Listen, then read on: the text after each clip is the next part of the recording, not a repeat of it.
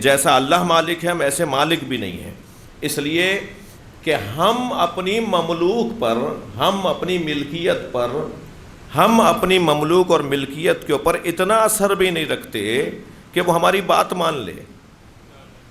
مثلا میں اپنے کپڑوں کو چاہوں کہ یہ پتھر بن جائیں، یا میں اپنی گاڑی کو چاہوں کہ یہ میرا مکان بن جائے، یہ میری بات بھی ماننے کو تیار نہیں ہے۔ مالک وہ ہے کہ جس کی بات مملوک مانتی ہو، نہ صرف سنتی ہو، مانتی بھی ہو۔ تو مالک تو وہ ہے جو مشرق سے سورج کو نکالتا ہے اور مغرب میں ڈبوتا ہے، اور یہ دلیل حضرت ابراہیم نے نمرود کو دی تھی کہ میں اسے اپنا مالک مانتا ہوں جو مشرق سے سورج نکالتا ہے اور مغرب میں ڈبو دیتا ہے۔ اگر تو مالک ہے تو مغرب سے نکال کے دکھا۔ قرآن کی آیت ہے، حضرت ابراہیم نے نمرود سے کہا کہ میں اسے اللہ مانتا ہوں جو مشرق سے سورج نکالتا ہے اور مغرب میں ڈبو دیتا ہے، اور اگر تو کہہ رہا ہے کہ انا ربکم الاعلی، میں تمہارا سب سے بڑا رب ہوں، تو ذرا مغرب سے نکال کر دکھا۔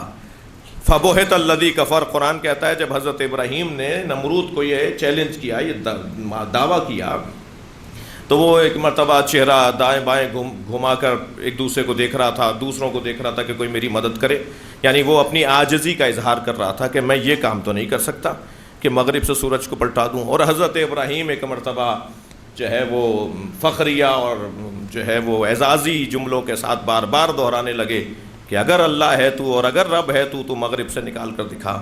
وہ نکال نہیں سکا اور وہ خاموش ہو گیا۔ اور یہی وہ جیت تھی حضرت ابراہیم کی جو مناظرے میں حضرت ابراہیم نمرود سے جیتے تھے۔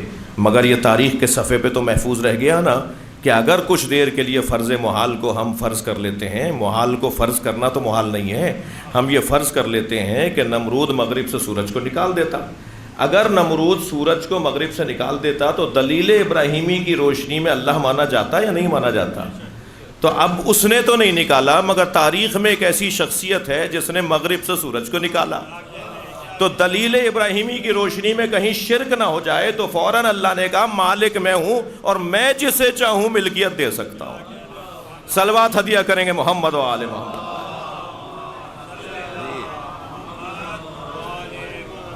اب مالک ہم تو ایسے مالک بھی نہیں ہے کہ جیسا مالک اللہ ہے، تو مگر پھر اس کے بعد اس نے یہ بھی ذہن میں بھی خیال نہ آ جائے یہ نکالنے کے لیے فوراً کہا وَهُوَ عَلَىٰ كُلِّ شَيْءٍ قَدِيرٌ۔ مالک وہ ہے جو ہر شے پر، اللہ مالک وہ ہے جو ہر شے پر قدرت رکھتا ہے۔ بات یہاں پر بھی مکمل نہیں ہوئی، اور اللہ ہمارے اوپر کرم کر رہا ہے اور ہماری رہنمائی کر رہا ہے۔ ارشاد ہو رہا ہے الذی خلق الموت والحیات، اب اپنے مالک اور اپنے قادر ہونے کی دلیلیں دے رہا ہے وہ۔ تم کتنا ہی پیسہ خرچ کر لو، تم کتنا ہی وقت لگا دو، تم کتنی ہی سہولتیں فراہم کر دو، ذرا بچہ دنیا میں لا کے دکھاؤ، ذرا مرنے والے کو مرنے سے بچا کے دکھاؤ۔ صلوات پڑھیں ذرا محمد و آل محمد۔ جی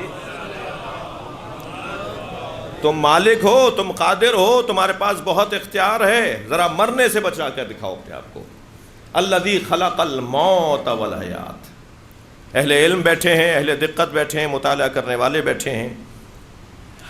اللہ کا کلام ہے، یہ میرا اور آپ کا تو ہے نہیں کہ نئی ایڈیشن میں ہم اسے ٹھیک کر دیں گے، یہ اللہ کا کلام ہے۔ الذی خلق الموت، الذی خلق الحیات والموت نہیں کہا ہے اس نے، وہ اللہ جس نے موت اور حیات کو خلق کیا ہے، وہ یہ نہیں کہہ رہا وہ کہ جس نے حیات اور موت کو خلق کیا ہے۔ ترتیب میں وہ پہلے موت کو لے کے آ رہا ہے، قرآن ہے یہ الذی خلق الموت والحیات۔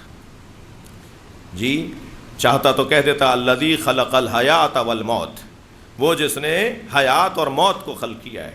وہ یہ کہہ ہی نہیں رہا کہ وہ جس نے حیات اور موت کو خلق کیا ہے، اس لیے اگر یہ کہا ہوتا تو ہم زیادہ مانوس ہو جاتے، اس لیے کہ ہم نے حیات پہلے دیکھی ہے پھر موت دیکھی ہے۔ محترمہ مرحومہ مغفورہ ایک طویل زندگی یا ایک زندگی انہوں نے اپنے شوہر کے ساتھ اور اپنے خانوادے کے ساتھ گزاری، زندگی پہلے تھی، پھر اب تصور موت آیا ہے، تو حیات پہلے ہے موت بعد میں ہے، مگر قرآن کہہ رہا ہے موت پہلے ہے حیات بعد میں۔ یہ کلام اللہ کا ہے، لہذا ہمیں ائمہ اہل بیت سے اور قرآن سمجھنے والوں سے سمجھنا ہوگا کہ یہ اللہ نے موت کو پہلے ذکر کیوں کیا ہے۔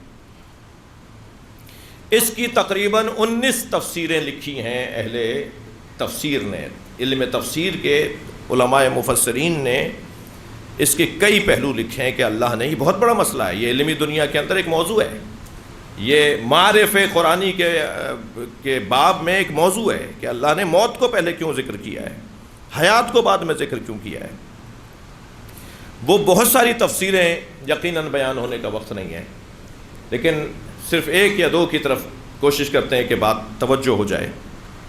اللہ نے موت کو پہلے ذکر کر کے موت کی اولویت کو بیان کیا ہے۔ ہاں، بہت ساری چیزیں ترتیب میں پہلے ہوتی ہیں مگر تنظیم میں بعد میں ہوتی ہیں، بہت ساری چیزیں تخلیق میں پہلے ہوتی ہیں مگر تنزیل میں بعد میں ہوتی ہیں۔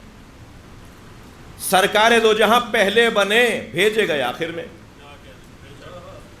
ضروری نہیں ہے کہ جو خلقت میں پہلا ہو وہ اظہار میں بھی پہلا ہو، ظہور میں بھی پہلا ہو، یہ ضروری نہیں ہے۔ یعنی ایسا ہوتا ہے کہ جس کی اہمیت زیادہ ہو اس کو ذکر پہلے کیا جائے مگر لایا اس کے مقام پہ جائے اس کو۔ شاید بہت روشن مثال تو اس کی یہ بنے گی کہ جب آپ اپنے ہاں کی محفل یا مجلس کے لیے اشتہار کو، کسی اعلامیے کو جاری کرتے ہیں تو جو زیادہ محترم، معتبر، قابل شخصیت آپ کے ہاں مدعو ہوتی ہے اس کا نام آپ سب سے اوپر لکھتے ہیں، اور بے ترتیب پھر آپ اس اشتہار کے اندر مدعو شخصیات اور شعراء اور پڑھنے والوں کے نام لکھتے ہیں۔ لیکن جس کا نام آپ نے سب سے پہلے لکھا ہے، مجلس اور محفل شروع ہوتے وقت سب سے پہلے وہ پڑھتا نہیں ہے، اس کو آپ آخر میں پڑھواتے ہیں۔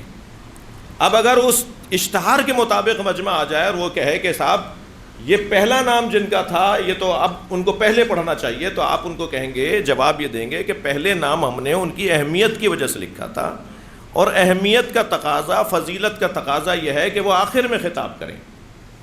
اللہ موت کا تذکرہ پہلے کر کے بتا رہا ہے کہ میرے نزدیک تمہاری زندگی سے زیادہ تمہاری موت عزیز ہے، اور جب میرے نزدیک تمہاری زندگی سے زیادہ تمہاری موت عزیز ہے تو تمہیں اپنی زندگی سے زیادہ اپنی موت عزیز کیوں نہیں ہے؟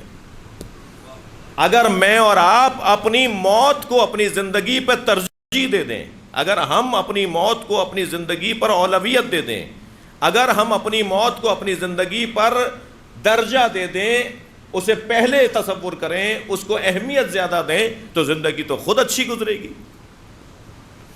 جن کی موت محفوظ ہے ان کی زندگی خود بخود محفوظ ہے، جن کی موت اچھی ہے ان کی زندگی خود اچھی ہونی ہے، وہ آٹومیٹک کا مسئلہ ہے۔ لیکن یہ ضروری نہیں ہے کہ جن کی زندگی اچھی ہو ان کی موت بھی اچھی ہو۔ ہاں، یہ ضروری ہے کہ جن کی موت اچھی ہے ان کی زندگی اچھی ہوگی۔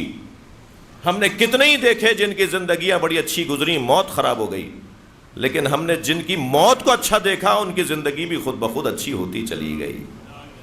ہمیں کیا کرنا ہے کہ کسی طرح ہماری زندگی اچھی ہو جائے، سکون کی زندگی گزرے، چین کی زندگی گزرے، اطمینان قلب کی زندگی گزرے۔ ہمیں کرنا یہ ہے کہ ہمیں اپنی موت کو محفوظ کرنا ہے۔ یہ جو مولا علی فرما رہے ہیں، صلوات ہدیہ کریں مولا کی ذات پہ۔ وہ شخص کبھی ناکام نہیں ہوتا جسے دو چیزیں ہمیشہ یاد رہتی ہوں، ایک اللہ، ایک موت۔ جسے اپنی موت ہمیشہ یاد رہتی ہو وہ کبھی بھی ناکام نہیں رہتا۔ نظم و ضبط اس کی زندگی میں، کامیابیاں اس کی زندگی میں، اطمینان قلب اس کی زندگی میں، اور حقوق کی ادائیگی اس کی زندگی میں، انصاف اور عدل اس کی زندگی میں، ظلم سے دوری اس کی زندگی میں۔ ایک لمبی لسٹ بنے گی جس کو موت یاد رہتی ہے، اس کی زندگی میں کیا کیا کیا کیا نصیب ہوتا ہے اور حاصل ہوتا ہے۔ موت کسی طرح سے اچھی ہو جائے۔